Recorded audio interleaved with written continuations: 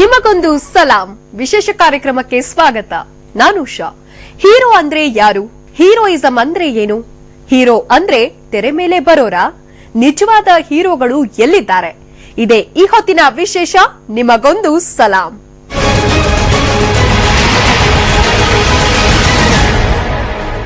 ನೀವೆಲ್ಲ cinema ಹೀರೋಗಳನ್ನ ನೋಡಿರ್ತೀರಿ, real ಹೀರೋಗಳನ್ನ ನೋಡಿರೋದಿಲ್ಲ. ಅಷ್ಟಕ್ಕೂ real hero ಅಂದ್ರೆ ಯಾರು? ಅವರು ಬೇರೆ ಎಲ್ಲೂ ಇರೋಲ್ಲ, ನಿಮ್ಮೊಳಗೆ ಇರ್ತಾರೆ, ನಿಮ್ಮ ರೀತಿಯಲ್ಲೇ ಇರ್ತಾರೆ. ಆದ್ರೆ ಯಾರು ಊಹಿಸಿಕೊಳ್ಳೋಕೆ ಆಗದಂತಹ ಸಾಧನೆ ಮಾಡಿರ್ತಾರೆ, ಇಡೀ ಸಮಾಜಕ್ಕೆ ಸ್ಫೂರ್ತಿಯಾಗ್ತಾರೆ. ಅಂತ ಓರ್ವ ರಿಯಲ್ ಹೀರೋ ಒಬ್ಬರನ್ನ ನಾವಿವತ್ತು ನಿಮಗೆ ತೋರಿಸ್ತೀವಿ ನೋಡಿ. ಹೀರೋ ಅಂದ್ರೆ ಯಾರು? ಹೀರೋಯಿಸಂ ಅಂದ್ರೆ ಏನು? ತೆರೆಯ ಮೇಲೆ ಬರೋರೆಲ್ಲ ರಿಯಲ್ ಹೀರೋಗಳ.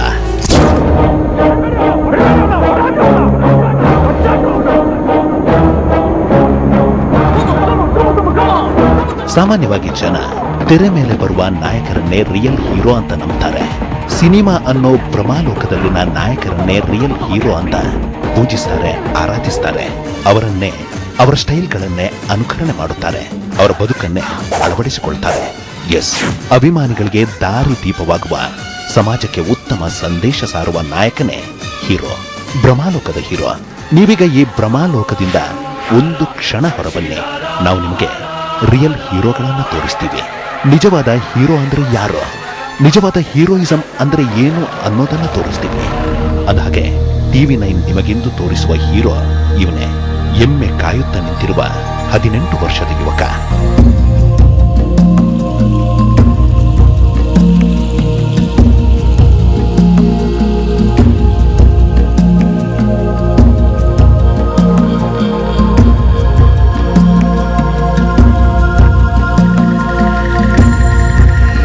ಈತ ಎಮ್ಮೆ ತಿಮ್ಮ. ಎಮ್ಮೆ ಕಾಯೋದನ್ನ ಬಿಟ್ರೆ ಈತನಿಗೆ ಏನಂದ್ರೆ ಏನೂ ಗೊತ್ತಿಲ್ಲ. ಸಮಾಜದ ಒಳಿತು ಕೆಡುಕುಗಳು ಗೊತ್ತಿಲ್ಲ. ಅಕ್ಷರ ಜ್ಞಾನವಂತೂ ಇಲ್ಲವೇ ಇಲ್ಲ. ಯಾಕಂದ್ರೆ ಶಾಲೆ ಅನ್ನೋದು ಈತನ ಪಾಲಿಗೆ ಮರೀಚಿಕೆ. ಎಮ್ಮೆ ಕಾಯೋದೇ ಇವನ ಕಾಯಕ. ಕಾಯಕವೇ ಕೈಲಾಸ ಅನ್ನೋ ಬಸವಣ್ಣನ ವಚನಗಳನ್ನ ಪಾಲಿಸುತ್ತಾ ಬದುಕುತ್ತಿರೋ ಈ ಯುವಕನ ಹೆಸರು ರಮೇಶ್ ಬಲ್ಲಿದ್.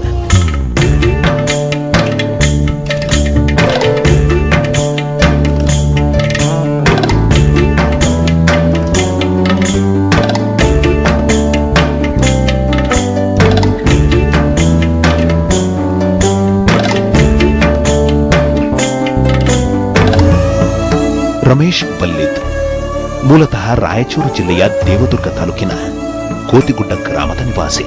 ತಂದೆ ತಾಯಿಗೆ 9 ಮಕ್ಕಳು. 5ನೇ ಸುಪುತ್ರನೇ ಈ ರಮೇಶ್ ಬಲ್ಲಿದ್. ಕೂಲಿ ನಾಲಿ ಮಾಡಿ ಮಕ್ಕಳನ್ನ ಸಾಕುತ್ತಿದ್ದ ಪೋಷಕರಿಗೆ ಹಣಕಾಸು ಮುಗ್ಗಟ್ಟು ಎದುರಾಗುತ್ತೆ. ಹೀಗಾಗಿ ಚಿಕ್ಕ ವಯಸ್ಸಿನಲ್ಲೇ ರಮೇಶನನ್ನ ಎಮ್ಮೆ ಕಾಯಲೆಂದೇ ಉಳ್ಳವರ ಮನೆಯ ಜೀತಕ್ಕೆ ಸೇರಿಸಿದ್ರು.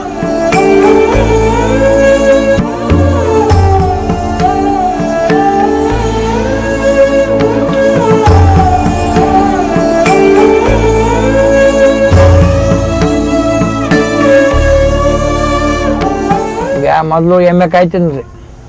ಎಮ್ಮೆ ಕಾಯ್ತಿದ್ದ. ಅವರು ಸಮಾಜದವ್ರು ಬಂದು ಕರ್ಕೊಂಡೋದ್ಗಳಿಗೆ ಏನಾಯ್ತು, ನಮಗೆ ಸ್ವಲ್ಪ ಕಷ್ಟ ಆಯ್ತು. ಕಷ್ಟ ಆದಗಳಿಗೆ ಎಲ್ಲೇ ನಾವು ಹೋಗಿ ಮೊದಲು 1 ಹೊರೆ ಮೇವು ತರ್ತಿದ್ದ. ಮೇವು ತಂದ ಮೇಲೆ ಎಮ್ಮಿಗೆ ಬಿಟ್ಕೊಂಡು ಹೋಗ್ತಿದ್ದ. ಮತ್ತೆ ಬಂದ ಮೇಲೆ ಕಟ್ಟಿಗೆ ಹಾಕ್ಕೊಂಬರ್ತದ. ಅಂತ ಮಗ ಓನ್ ಅಂತೇಳಿ ನಮ್ಗೆ ಸ್ವಲ್ಪ ಕಷ್ಟ ಆಯ್ತು. ಅಲ್ಲಿಂದ ರಮೇಶನಿಗೆ ಈ ಎಮ್ಮೆಗಳೇ ಜೊತೆಗಾರರು. ಎಮ್ಮೆ ಕಾಯುತ್ತಾ ಅಣ್ಣವರ ಹಾಡುಗಳನ್ನ ಹಾಡುತ್ತಾ 13 ವರ್ಷಗಳನ್ನ ಕಳೆದ. ನಿತ್ಯವೂ ಶಾಲೆಗೆ ಹೋಗುವ ಮಕ್ಕಳನ್ನ ನೋಡುತ್ತಾ ನನಗೇಕೆ ಇಂಥ ಭಾಗ್ಯ ಸಿಗಲಿಲ್ಲ ಎನ್ನುತ್ತಾ ಉಗುಳು ನುಂಗಿಕೊಂಡೇ ಬದುಕಿದ.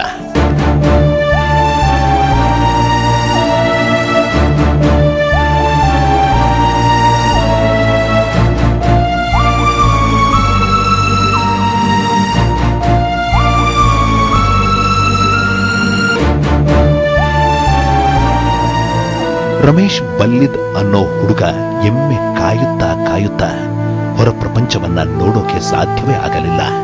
ಪಕ್ಕದ ಊರು ಹೇಗಿದೆ ಅನ್ನೋದು ಅವನಿಗೆ ಅರಿವಿಲ್ಲದಂತಾಯ್ತು.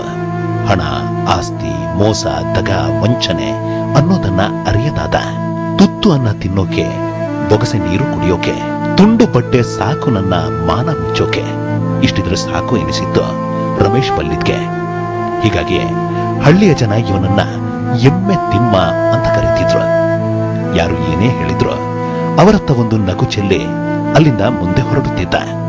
ಹೀಗೆ ಗ್ರಾಮೀಣ ಪ್ರಪಂಚದಲ್ಲಿ ಅತ್ಯಂತ ಮುಗ್ಧನಾಗಿ ಬೆಳೆದ ರಮೇಶ್ 13 ವರ್ಷ ಎಮ್ಮೆ ಕಾಯ್ದರು ಮನೆಯ ಆರ್ಥಿಕ ಸಂಕಷ್ಟ ಪರಿಹಾರವಾಗಲಿಲ್ಲ. ಹೆತ್ತವರು ಕೂಲಿ ಮಾಡದೇ ಇದ್ರೆ ಅರೆ ಹೊಟ್ಟೆ ಮಲಗಬೇಕಿತ್ತು. ಹೀಗೆ ಕಡು ಬಡತನದಲ್ಲಿ ಬೆಳೆದ ರಮೇಶ್ ಅದೊಂದು ದಿನ ತಂದೆಗೆ ಬುದ್ಧಿ ತರಲೆಂದು ಮನೆಯತ್ತ ಹೊರಟಿದ್ದ. ಆ ವೇಳೆಗೆ ಅರಳಿಕಟ್ಟೆ ಮೇಲೆ ಕುಳಿತಿದ್ದ ಕೆಲವರು ರಮೇಶ್ನನ್ನ ಕರೆದು ಪಟ್ಟಣದಿಂದ ಬಂದಿರೋ ವ್ಯಕ್ತಿಯೊಬ್ಬರು ನಿನಗೆ ಇಂಗ್ಲಿಷ್ ಕಲಿಸ್ತಾರಂತೆ ಹೋಗು ಎಂದಿದ್ದಾರೆ. ಅವರ ಮಾತಿನಂತೆ ರಮೇಶ್ ಬಲ್ಲಿದ್ ಪಟ್ಟಣದಿಂದ ಬಂದಿದ್ದ ಯುವಕರ ತಂಡವನ್ನ ಭೇಟಿ ಮಾಡ್ತಾನೆ. ಆವತ್ತೇ ನೋಡಿ ರಮೇಶ್ ಅನ್ನೋ ಎಮ್ಮೆ ತಿಮ್ಮನ ಬದುಕಿಗೆ ಹೊಸ ತಿರುವು ಸಿಕ್ಕಿತ್ತು.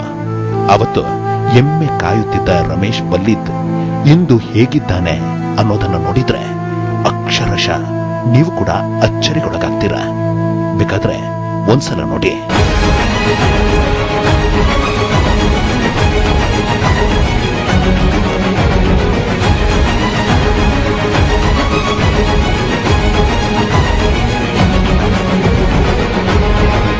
ಎಸ್, ಆವತ್ತು ದೇವದುರ್ಗ ತಾಲೂಕಿನ ಕೋತಿಗುಡ್ಡದಲ್ಲಿ ಎಮ್ಮೆ ಕಾಯುತ್ತಿದ್ದ ರಮೇಶ್ ಬಲ್ಲಿದ್ ಇವರೇ. ಅಂದು ಜನರಿಂದ ಎಮ್ಮೆ ತಿಮ್ಮ ಅಂತ ಕರೆಸಿಕೊಂಡಿದ್ದ ರಮೇಶ್ ಇಂದು ಅದೇ ಜನರಿಗೆ ಮಾದರಿಯಾಗಿದ್ದಾರೆ. ಇಡೀ ದೇವದುರ್ಗದ ಸುತ್ತಮುತ್ತಲ ಯುವಕರ ಪಾಲಿಗೆ ಆಶಾಕಿರಣವಾಗಿದ್ದಾರೆ. ಅಕ್ಷರ ಜ್ಞಾನವೇ ಇಲ್ಲದ ಶಾಲೆಯ ಮೆಟ್ಟಿಲನ್ನೇ ಹತ್ತದ ರಮೇಶ್ ಇಂದು ಯಾವ ವಿದೇಶಿ ಯೂನಿವರ್ಸಿಟಿ ಪ್ರೊಫೆಸರ್ಗಿಂತ ಕಡಿಮೆ ಇಲ್ಲ ಅನ್ನೋ ಹಾಗೆ ಇಂಗ್ಲಿಷ್ ಮಾತನಾಡ್ತಾರೆ. As you are here, I wanted to know, why are you here? What do you want learn in the 6 months? What are your dreams?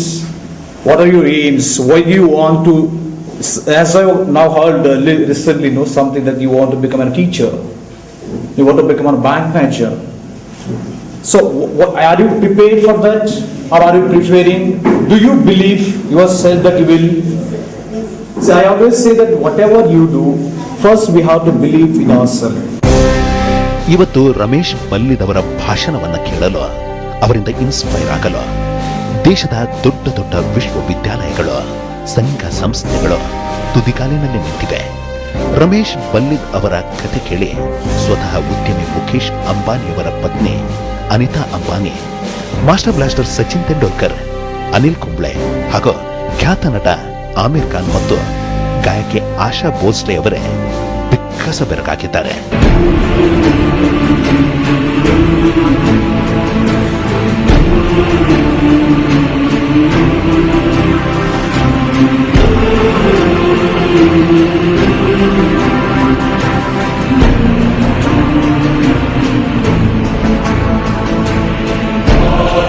ಹೌದು, ಎಮ್ಮೆ ತಿಮ್ಮ ರಮೇಶ್ ಬಲ್ಲಿದ್ ಇವತ್ತು ಇಡೀ ಭಾರತವನ್ನೇ ಗೆದ್ದಿದ್ದಾನೆ.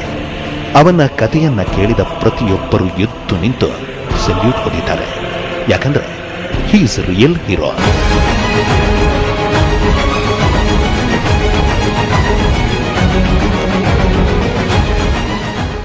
ಅಷ್ಟಕ್ಕೂ ಬಿಸಿಲಿನಲ್ಲಿ ಎಮ್ಮೆ ಕಾಯುತ್ತಾ ಒಣಗುತ್ತಿದ್ದ ಯುವಕ ಇಷ್ಟೊಂದು ಎತ್ತರಕ್ಕೆ ಬೆಳೆದದ್ದು ಹೇಗೆ? ರಮೇಶ್ ಬಲ್ಲಿದ್ ರಿಯಲ್ ಹೀರೋ ಹೇಗಾದ? ಅವನ ಕಥೆ ನಿಮ್ಮನ್ನು ಇನ್ಸ್ಪೈರ್ ಮಾಡುತ್ತೆ. ಆ ಇಂಟ್ರೆಸ್ಟಿಂಗ್ ಸ್ಟೋರಿಯನ್ನ ನಿಮಗೆ ತೋರಿಸ್ತೀವಿ. ಅದಕ್ಕೂ ಮುನ್ನ ಒಂದು ಪುಟ್ಟ ವಿರಾಮ.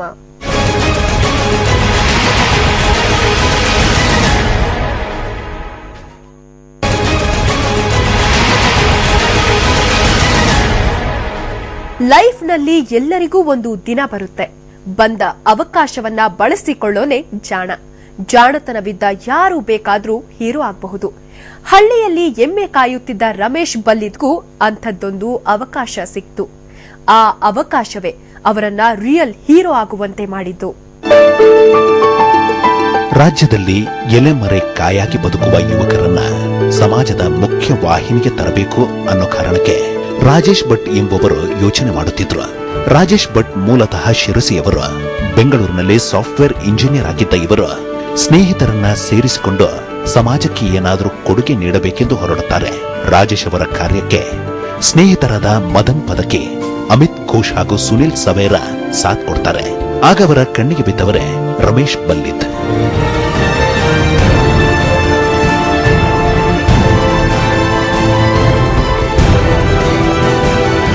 ರಮೇಶ್ ಅವರು ನಮಗೆ ಫಸ್ಟ್ ಟೈಮ್ ಸಿಕ್ಕಿದ್ರು. ಫಸ್ಟ್ ಟೈಮ್ ಆ ಇಂಟರ್ವ್ಯೂಗೆ ಬಂದಿದ್ರು. ಅವ್ರ ಹತ್ರ ಇಂಟರ್ವ್ಯೂ ಮಾಡ್ತಾ ನಾನು ಪ್ರಶ್ನೆ ಕೇಳಿದೆ ಅವರಿಗೆ, ರಮೇಶ್ ನೀವು ಯಾಕೆ ಮೈ ನೇಮ್ ಇಸ್ ರಮೇಶ್ ಅಂತ ಒಂದ್ಸರಿ ಹೇಳ್ತೀರಿ ಅಂತ. ಅವರಿಗೆ ಟೆಸ್ಟ್ ಮಾಡಿದಾಗ ಅವರಿಗೆ ಅವ್ರದ್ದೇ ಹೆಸರು ಬರೋಕ್ಕೆ ಬರ್ತಿಲ್ಲ, ರಮೇಶ್ ಅಂತ ಬರೋಕ್ಕೆ ಬೇರೇನೋ ಬರೆದ್ರು ಅವರು. ಅವಾಗ ನೀವು ಅಟ್ಲೀಸ್ಟ್ ನಿಮ್ಗೆ ಕಲಿಯೋಕ್ಕಾಗುತ್ತೋ ಇಲ್ಲೋ ಅಂತ ನೋಡೋಕ್ಕೆ ನಿಮ್ಗೆ ಒಂದ್ಸರಿ ನೀವು ಮೈ ನೇಮ್ ಇಸ್ ರಮೇಶ್ ಅಂತ ಹೇಳಿ ಅಂತ ಹೇಳಿದ್ರು. ಮೈ ನೇಮ್ ಇಸ್ ಅಂತ ರಮೇಶ್ ಅಂತ ಹೇಳೋಕ್ಕೆ ಅವರಿಗೆ ಇವನ್ ಅರ್ಧ ಗಂಟೆ ಪ್ರಯತ್ನ ಮಾಡಿದ್ರು ಆಗಲೇ ಇಲ್ಲ ಅವರಿಗೆ. ಮೈ ಏನೇನು ಹೇಳೋರು, ಆದರೆ ಮೈ ನೇಮ್ ಇಸ್ ರಮೇಶ್ ಅಂತ ಹೇಳೋಕ್ಕೆ ಅವರಿಗೆ ಆಗಲೇ ಇಲ್ಲ. ಆದರೆ ನಾನು ಬಹಳ ಒಂದು ಇಷ್ಟವಾದ ಸಂಗತಿ ಏನಂದರೆ, ಆ ಇಂಟರ್ವ್ಯೂದಲ್ಲಿ ಅವರು ಎಷ್ಟು ಪ್ರಯತ್ನ ಪಟ್ಟರು ಅಂದರೆ, ಪ್ರತಿಯೊಂದು ಸರಿ ತಪ್ಪು ಹೇಳ್ಕೊಂಡ್ಬಿಟ್ಟು ಸರ್ ನಂಗೆ ಟ್ರೈನಿಂಗ್ ಕರ್ಕೊಳ್ಳಿ ಸರ್, ಪ್ರತಿಯೊಂದು ಸರಿ ಒಂದು ಸರಿ ತಪ್ಪು ಮಾಡ್ಬಿಟ್ಟು ಮೈ ನ್ಯೂ ರಮೇಶ್ ಅಂತ ಹೇಳೋರು, ಸರ್ ನಂಗೆ ಟ್ರೈನಿಂಗ್ ಬರಲೇಬೇಕು ಸರ್, ನಾನು ಭಾಳ ಕಷ್ಟಪಡ್ತೀನಿ ಸರ್, ಬರಲೇಬೇಕು ನನಗೆ ಅಂತ ಹೇಳೋರು. ಹೇಳಕ್ಕೆ ಬರದೇ ಇದ್ದರೂ ಇಷ್ಟೊಂದು ಆಸಕ್ತಿ ಮತ್ತು ಕಮಿಟ್ಮೆಂಟ್ ಇರೋದನ್ನ ನೋಡಿ ಇವರು ಕಲಿಬೋದು ಅಂತ ನನಗೂ ಒಂದು ವಿಶ್ವಾಸ ಬಂತು. ರಾಯಚೂರಿನ ದೇವದುರ್ಗಕ್ಕೆ ತೆರಳಿದ್ದ ರಾಜೇಶ್ ಭಟ್ ಎಮ್ಮೆ ಕಾಯುತ್ತಿದ್ದ ರಮೇಶ್ ಬಲ್ಲಿದ್ನನ್ನ ಕಂಡು ಆತನಿಗೆ ಶಿಕ್ಷಣ ಕೊಡಲು ತೀರ್ಮಾನಿಸಿದ್ರು. ಮನೆಯವರನ್ನೆಲ್ಲ ಒಪ್ಪಿಸಿ ರಮೇಶ್ ಬಲ್ಲಿದ್ನನ್ನ ಬೆಂಗಳೂರಿಗೆ ಕರೆತಂದರು. ರಮೇಶ್ ಬಲ್ಲಿದ್ ಬೆಂಗಳೂರಿಗೆ ಬಂದಾಗ ಹೇಗಿದ್ದ ಅನ್ನೋದನ್ನ ನಿಮಗೆ ತೋರಿಸ್ತೀವಿ ನೋಡಿ.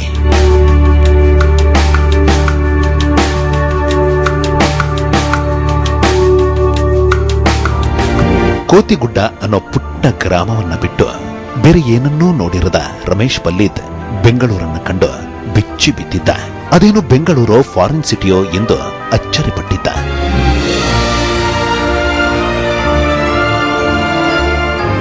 ಸಿಟಿ ಹೋಗ್ತಕ್ಕ ಏನಾಯ್ತಪ್ಪ ಅಂತಂದ್ರೆ, ಅಲ್ಲೆಲ್ಲ ಜಾಸ್ತಿ ಜನಗಳು, ಒಂದೇ ರೈಲ್ವೆ ಸ್ಟೇಷನ್ ಅಲ್ಲಿ 4-5 ಟ್ರೈನ್ ನಿಂತಿತ್ತು. ಅಲ್ಲಿ ಜಗ್ಗೆ ಜನ ಎಲ್ಲ ಬರ್ತಾ ಇದ್ರು.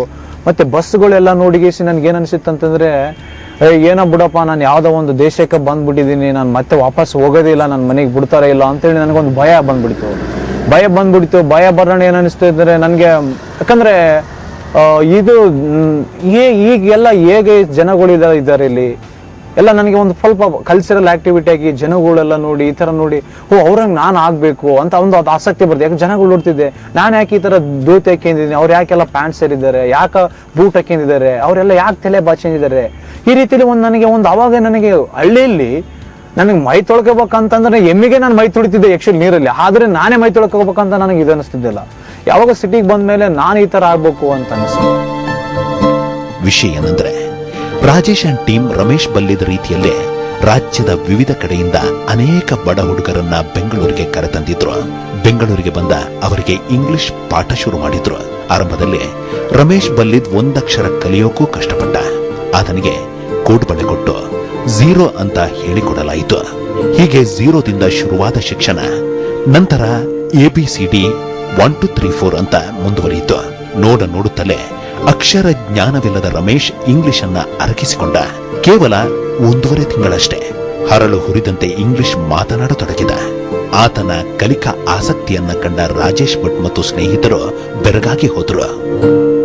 ರಮೇಶ್ ಟ್ರೈನಿಂಗ್ ಆದ್ಮೇಲೆ ಅವ್ನು ನೋಡಿ ಆ ಕಾನ್ಫಿಡೆನ್ಸು, ಅವ್ರದ್ದು the way he was interacting with people, English skills, typing skills ಎಲ್ಲ ನೋಡಿ ನನಗೆ ಒಂಥರ ಹಿಂಗೂ ಆಗತ್ತೆ ಅಂತ ಒಂದು ಮನ್ಸಲ್ಲಿ ಬಂದು ನನ್ನ ಜೀವನನೇ ಚೇಂಜ್ ಆಗೋಯ್ತು ಅವತ್ತಿಂದ.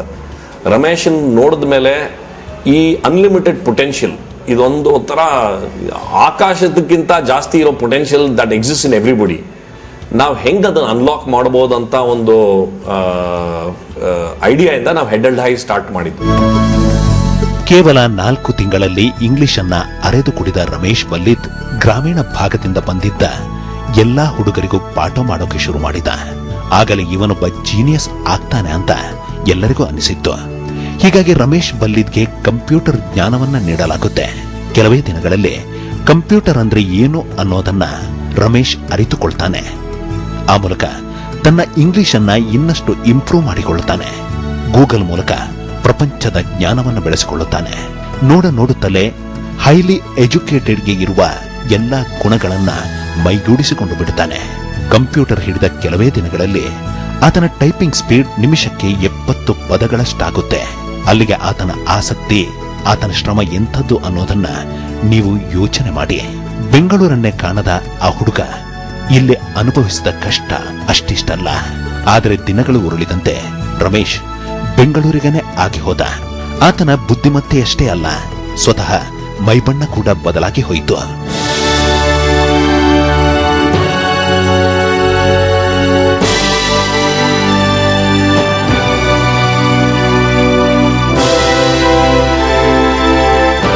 ಇಷ್ಟೆಲ್ಲ ಬದಲಾಗುವಷ್ಟರಲ್ಲಿ ರಮೇಶ್ ಬಲ್ಲಿದ್ ಊರು ಬಿಟ್ಟು 7 ತಿಂಗಳಾಗಿತ್ತು. ಊರಿನಲ್ಲಿ ಅಣ್ಣನ ಮದುವೆಗೆ ಏರ್ಪಾಡಾಯಿತು. ಅಣ್ಣನ ಮದುವೆಗೆಂದು ರಮೇಶ್ ಬಲ್ಲಿದ್ ದೇವದುರ್ಗದತ್ತ ಹೊರಟ. ರಾಜೇಶ್ ಭಟ್ ಅವರೇ ಮುಂದೆ ನಿಂತು ಸೂಟು ಬೂಟು ತೊಡಿಸಿದ್ರು. ಕಾರಿನಲ್ಲಿ ದೇವದುರ್ಗದ ಕೋತಿಗುಡ್ಡಕ್ಕೆ ಕಳುಹಿಸಿಕೊಟ್ರು. ಕಾರು ಮನೆ ಮುಂದೆ ಬಂದು ನಿಲ್ಲುತ್ತೆ. ಒಳಗಿನಿಂದ ಸೂಟು ಬೂಟು ಧರಿಸಿದ ವ್ಯಕ್ತಿ ಕೆಳಗಿಳಿತಾನೆ. ಅವನನ್ನ ಕಂಡ ತಾಯಿ ಬಸಮ್ಮ ಯಾರೋ ಬ್ಯಾಂಕಿನ ಅಧಿಕಾರಿ ಬಂದ್ರು ಅಂತ ಹಿರಿಯ ಮಗನಿಗೆ ಹೇಳ್ತಾರೆ. ಆದ್ರೆ ಅಲ್ಲಿ ನಿಂತದ್ದು ಬ್ಯಾಂಕಿನ ಅಧಿಕಾರಿಯಲ್ಲ, ಸ್ವತಃ ಬಸಮ್ಮ ಮತ್ತು ತಿಮ್ಮಪ್ಪ ಬಲ್ಲಿದವರ ಸುಪುತ್ರ ರಮೇಶ್ ಬಲ್ಲಿದ್. ತಾಯಿ ಕೂಡ ಗುರುತು ಹಿಡಿಯಲಾಗದಷ್ಟು ಬದಲಾಗಿ ಹೋಗಿದ್ದ ರಮೇಶ್. ಅಮ್ಮನನ್ನ ಕಂಡ ಕೂಡಲೇ ಅಮ್ಮ ನಾನು ರಮೇಶ ಅಂತಾನೆ ಧ್ವನಿ ಕೇಳುತ್ತಿದ್ದಂತೆ ಬಸಮ್ಮನ ಮಾತೃ ವಾತ್ಸಲ್ಯ ಉಕ್ಕಿ ಬರುತ್ತೆ. ಮಗನನ್ನ ಕಂಡ ಕೂಡಲೇ ಅವರು ಓಡೋಡಿ ಬಂದು ಬಿಗಿದಪ್ಪುತ್ತಾರೆ.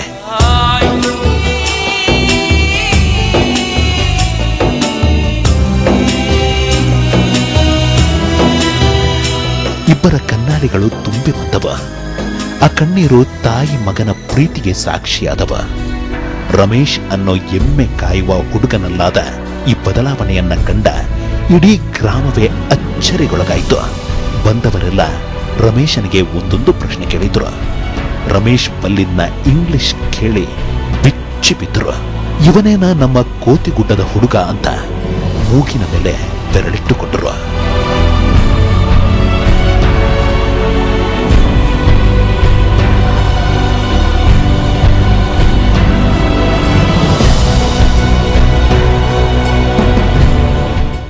ಕೇವಲ 6-7 ತಿಂಗಳಲ್ಲಿ ಬದಲಾಗಿ ಹೋದ ರಮೇಶ್ ಬಲ್ಲಿದ್ ಮುಂದೆ ತನ್ನಂತೆಯೇ ಇಡೀ ಊರನ್ನ ಬದಲಿಸಬೇಕು ಅಂದ್ಕೊಂಡ. ಆಮೇಲೆ ಏನಾಯ್ತು ಅನ್ನೋದನ್ನ ತೋರಿಸ್ತೀವಿ. ಅದಕ್ಕೂ ಮುನ್ನ ಒಂದು ಪುಟ್ಟ ವಿರಾಮ.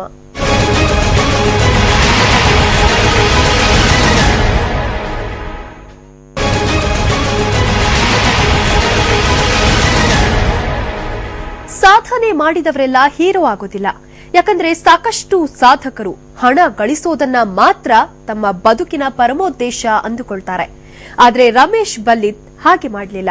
ಅವರು ಸಾಧನೆಯ ಜೊತೆಗೆ ಸಾಧಕರನ್ನ ಸೃಷ್ಟಿ ಮಾಡುವತ್ತ ಮುಖ ಮಾಡಿದ್ರು. ಆಗಲೇ ಅವರು ರಿಯಲ್ ಹೀರೋ ಎನಿಸಿದ್ದು.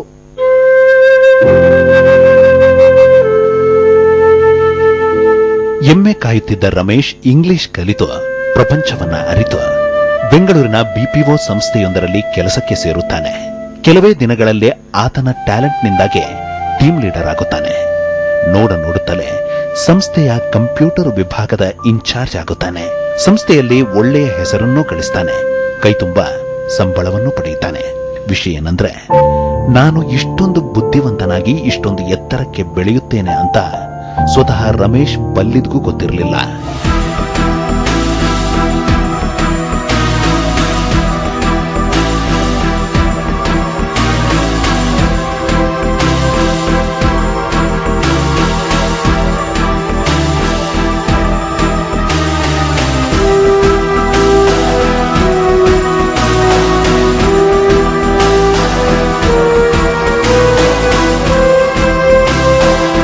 ಹೀಗೆ ರಮೇಶ್ ಬಲ್ಲಿದ್ 1 ವರ್ಷಗಳ ಕಾಲ ಬೆಂಗಳೂರಿನ ಬಿಪಿಒ ಸಂಸ್ಥೆಯಲ್ಲಿ ಕೆಲಸ ಮಾಡುತ್ತಾನೆ.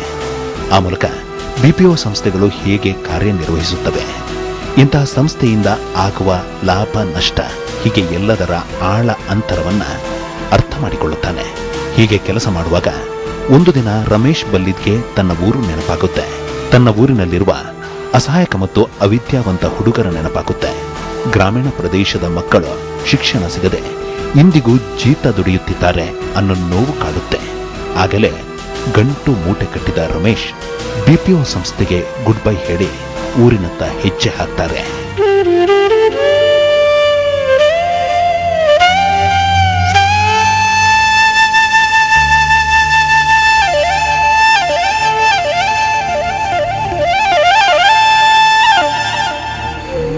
ದೇವದುರ್ಗವನ್ನ ತಲುಪಿದ ರಮೇಶ್ ಬಲ್ಲಿದ್ ಗ್ರಾಮೀಣ ಪ್ರದೇಶದ ಅನಕ್ಷರಸ್ಥ ಹಾಗೂ ಬಡ ಕುಟುಂಬಗಳ ಯುವಕರನ್ನೆಲ್ಲ ಕರೆದುಕೊಂಡು ಬರುತ್ತಾರೆ.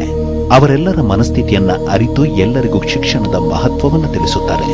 ರಾಜೇಶ್ ಭಟ್ ಹೇಗೆ ಪಾಠ ಮಾಡಿದ್ರು ಅದೇ ಮಾದರಿಯಲ್ಲಿ ಬಡ ಯುವಕರಿಗೂ ಇಂಗ್ಲಿಷ್ ಪಾಠ ಶುರು ಮಾಡ್ತಾರೆ.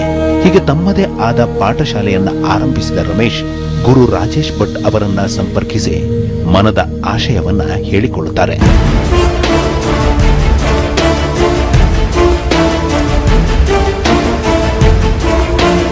ನನಗೊಂದು ಆಲ್ವೇಸ್ ಗುರಿ ಇತ್ತು, ನಾನು ಕಲಿಬೇಕು, ಕಲ್ತೋಗಿ ನಾನು ಹಳ್ಳಿ ಜನ ನಾನು ಮತ್ತೆ ಇದು ಮಾಡ್ಬೇಕಂತೇಳಿ.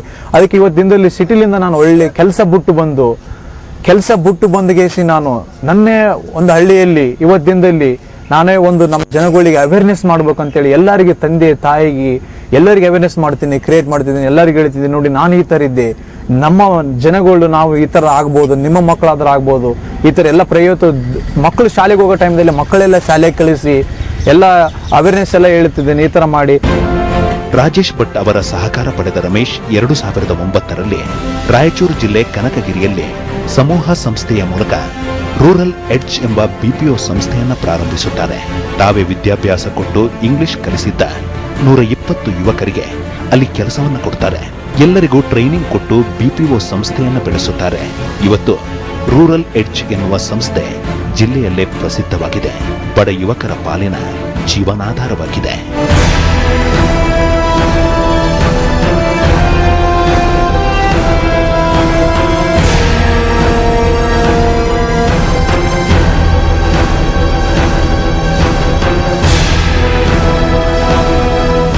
ಶಾಲೆಗೆ ಹೋಗದಿದ್ದನ್ನು ತಗೊಂಡ್ಬಿಟ್ಟು ವೆರಿ ಶಾರ್ಟ್ ಪೀರಿಯಡ್ ಟೈಮಲ್ಲಿ ಟ್ರೈನಿಂಗ್ ಮಾಡಿ ಅದನ್ನು ಮಾಡೆಲ್ ಮಾಡಿದ್ರೆ ಆ ಮಾಡೆಲ್ನಿಂದ ಇಡೀ ಭಾರತದಲ್ಲಿನ ಲಕ್ಷಾಂತರ ಯುವಕ ಮತ್ತು ಯುವತಿಯರಿಗೆ ಒಂದು ಆದರ್ಶವಾಗುತ್ತೆ. ಮತ್ತು ಈ ಆದರ್ಶದಿಂದ ಲಕ್ಷಾಂತರ ಯುವಕ ಯುವತಿಯರಿಗೆ ಉಪಯೋಗ ಆಗುತ್ತೆ ಒಂದು ಉದ್ದೇಶದಿಂದ ಇದನ್ನು ಸ್ಟಾರ್ಟ್ ಮಾಡಿದ್ವಿ. ವಿಷಯ ಏನಂದ್ರೆ ಸಮಾಜದಲ್ಲಿ ನಾನೊಬ್ಬನೇ ಬದುಕೋದಲ್ಲ, ನನ್ನ ಜೊತೆಗೆ ಇತರರೂ ಬದುಕಬೇಕು ಅನ್ನೋ ಕಾನ್ಸೆಪ್ಟ್ ರಮೇಶ್ ಬಲ್ಲಿದ್ ಅವರದ್ದು. ಅವರ ಈ ಸಾಧನೆಯನ್ನ ಗಮನಿಸಿದ ಸಾಕಷ್ಟು ಸಂಘ ಸಂಸ್ಥೆಗಳು ಅವರನ್ನ ಕರೆದು ಸನ್ಮಾನ ಮಾಡಿವೆ. ಮುಂಬೈ, ದೆಹಲಿ, ಕೋಲ್ಕತ್ತಾ, ಅಹಮದಾಬಾದ್ ಸೇರಿದಂತೆ ರಾಜ್ಯದ ಅನೇಕ ಕಡೆಯಲ್ಲಿ ರಮೇಶ್ ಬಲ್ಲಿದ್ ಅವರನ್ನ ಕರೆಸಿ ಗೌರವಿಸಲಾಗಿದೆ. ಅಷ್ಟೇ ಅಲ್ಲ, ಸ್ವತಃ ಮುಖೇಶ್ ಅಂಬಾನಿ ಪತ್ನಿ ನೀತು ಅಂಬಾನಿ ರಮೇಶ್ ಅವರ ಸಾಧನೆಯನ್ನ ಹಾಡಿ ಹೊಗಳಿದ್ದಾರೆ. ರಿಯಲ್ ಹೀರೋ ಅನ್ನುವ ಬಿರುದನ್ನು ಕೊಟ್ಟಿದ್ದಾರೆ. ಆಮೀರ್ ಖಾನ್ ಚಪ್ಪಾಳೆ ತಟ್ಟಿದ್ದಾರೆ. ಅನಿಲ್ ಕುಂಬ್ಳೆ, ಸಚಿನ್ ತೆಂಡೂಲ್ಕರ್ ಹಾಗೂ ಅವರ ಪತ್ನಿ ಶುಭ ಹಾರೈಸಿದ್ದಾರೆ. ಆಶಾ ಭೋನ್ಸ್ಲೆ ಅವರು ಆಶೀರ್ವದಿಸಿದ್ದಾರೆ. ಸಾಧಕರಿಗೆ ಇದಲ್ಲವೇ ನಿಜವಾದ ಸನ್ಮಾನ.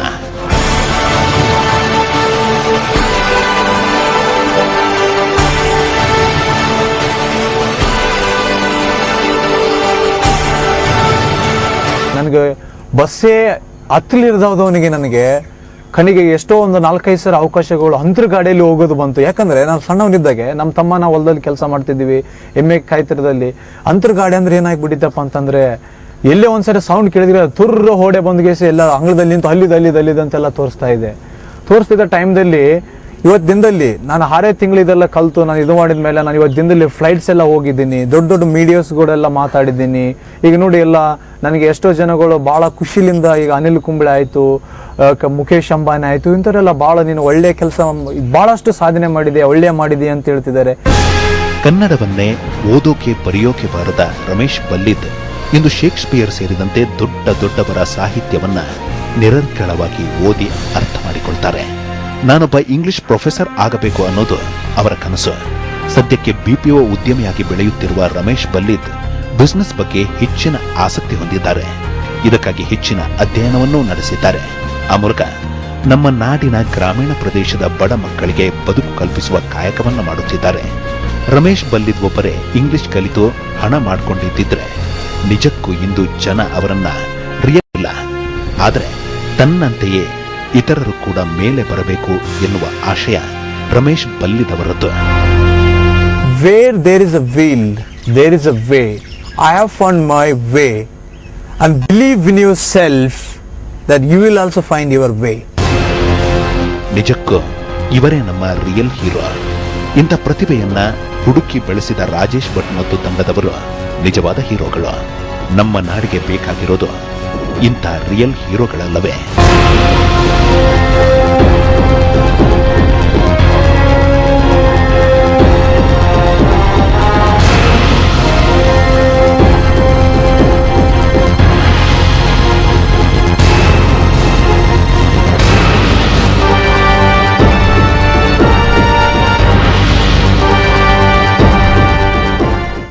ಕಾಗೆ ಒಂದಗುಳ ಕಂಡರೆ ಕೂಗಿ ಕರೆಯದೆ ತನ್ನ ಬಳಗವನ್ನ. ಎಂಥ ಮಾತು! ಇವತ್ತು ಕಾಗೆಗಳೇ ಮನುಷ್ಯನಿಗೆ ಮಾದರಿಯಾಗಬೇಕಿದೆ. ತಾನು ಕಲಿತು ಇತರರಿಗೆ ಕಲಿಸೋನೆ ನಿಜವಾದ ಹೀರೋ. ತಾನು ಮೇಲೆ ಬಂದು ಇತರರನ್ನ ಮೇಲೆತ್ತುವವನೇ ನಿಜವಾದ ಹೀರೋ. ಅದೇ ನಿಜವಾದ ಹೀರೋಯಿಸಂ. ಇಂಥ ಹೀರೋಗಳಿಗೆ ಇದೋ ನಮ್ಮದೊಂದು ಸಲಾಂ.